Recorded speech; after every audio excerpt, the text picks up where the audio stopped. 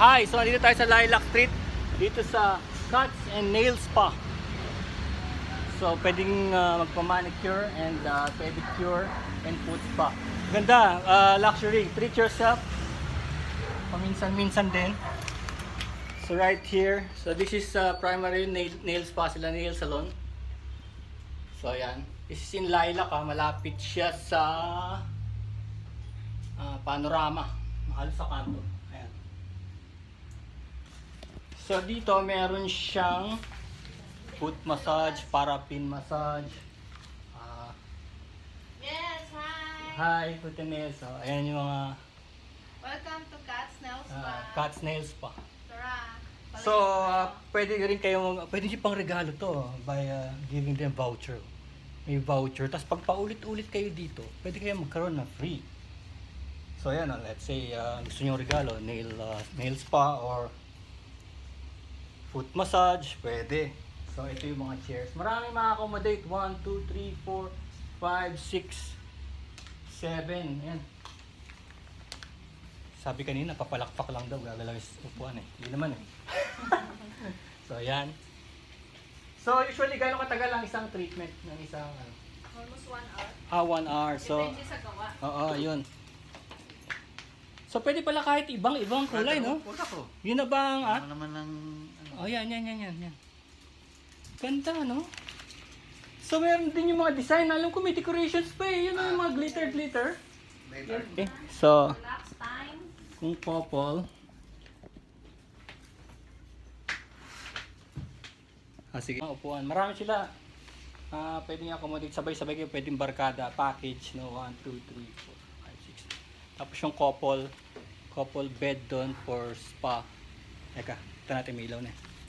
Let's go. Right here. Right here. Oh, di ba?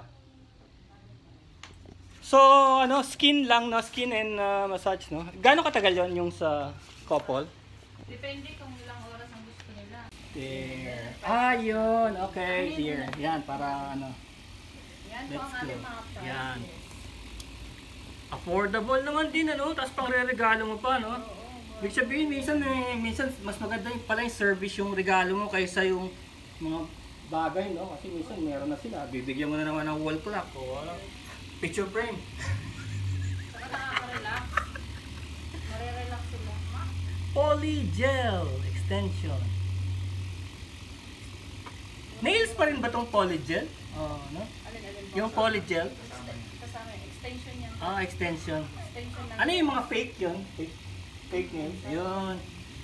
Hinuhulma siya. Oo. Uso na nga rin ito eh. Nandito rin yung mga nail art na tinatawag nila eh. Mga bato-bato. Nakukuha nila yun sa mga yung mga pop, mga famous na mga artist nila. Okay, itong technology pala nito ay pang 3 lingguhan na.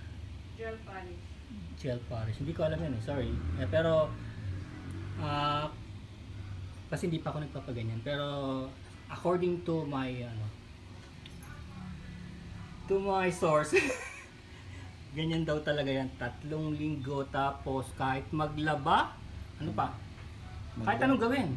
Oo. Hindi basta-basta natatanggal. Pero magsisimula yung magka-crack yan. Kailangan tanggalin, acetone din, no? May removal po. May removal. Pero hindi na yung acetone, luma na ba yun? O siya din yun? Pwede rin acetone pero may pinakamabilis na ngayon ng pantanggal. Tignan nyo to, may glitters na. Wow. Tapos ito yung nagulat ako. Diyan na pala siya pinapatuyo. About ilan? 5 minutes? 60 seconds pa. 60 seconds. Kala ko isang 60 seconds. Parang infrared, no? Infrared. UV.